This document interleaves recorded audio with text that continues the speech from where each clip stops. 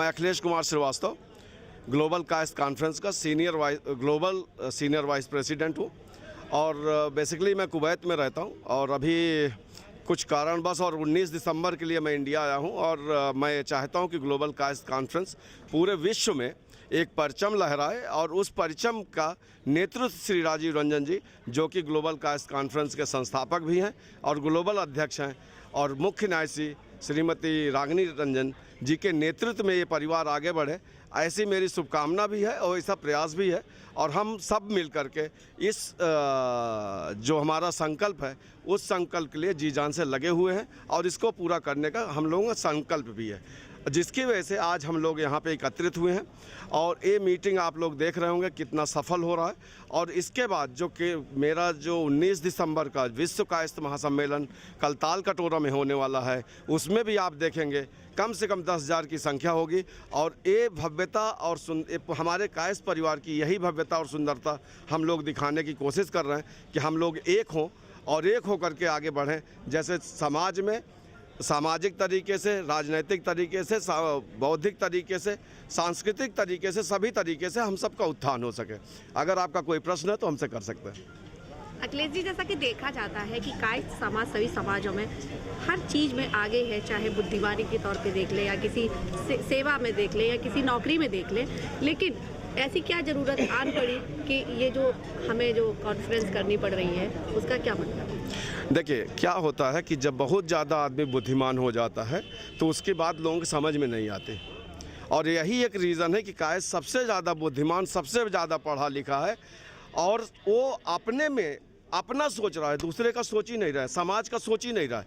वो केवल एक खुश है कि मेरी नौकरी तो अच्छी है, मुझे तो आगे करना है। लेकिन समाज का गठन इसलिए किया जाता है कि सबका साथ, सबका विकास और सबका उत्थान करना है, तो आपको एक होना पड़ेगा। मतलब दूसरे के विचारों को भी अपना करके अपना विचार उनके साथ जब शेयर करेंगे तभी विकास हो सकता है। इसके लिए संगठन स्थापना की गई। जनरली जैसे देखा जाता है, कोई कायस्थ अगर किसी अच्छे पद पर है और दूसरा कायस्थ अगर कोई उससे मदद मांगने जाता है तो उसे मदद नहीं करता है, इसका क्या कारण है? नहीं, मदद करता है, लेकिन मदद लेने वालों को भी सोचना पड़ेगा कि वो किस हद तक मेरी मदद कर सकता है।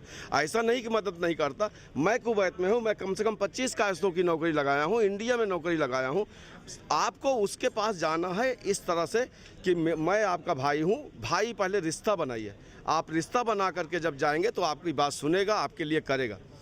और जहाँ तक ग्लोबल कायस्थ कॉन्फ्रेंस का सवाल है, ग्लोबल कायस्थ कॉन्फ्रेंस इसीलिए एक परिवार की तरह काम कर रहा है कि हम आपके हैं, क्योंकि खून बनाने वाला परमात्मा एक है, इसलिए हम एक हैं। एक दूसरे की मदद करेंगे, उनके दुख सुख में शामिल होंगे और उसके बाद उत्थान होगा।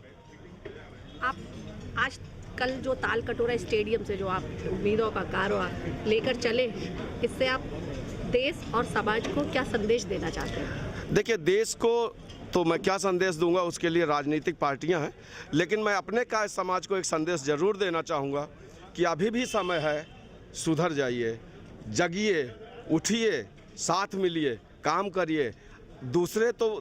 दूसरा नहीं है, वो आपका भाई है, इसलिए उसको कंधे से कंधा मिला करके चलिए, उसका विकास करिए। अगर आप सक्षम हैं तो आप उसका विकास, अपने विकास के साथ उसका भी विकास करिए, अपना दुख उसके साथ शेयर करिए, उसके सुख में दुख में शामिल होइए, तभी कायस्थ समाज आगे बढ़ सकता है।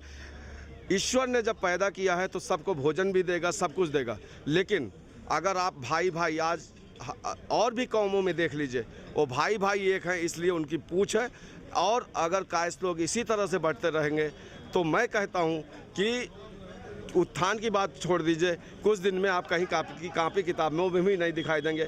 इसलिए राजीव रंजन जी का पूरा साथ दीजिए, उनके परिवार के साथ जुड़िए, ग्लोबल कायस्थ कॉन्फ्रेंस के साथ में।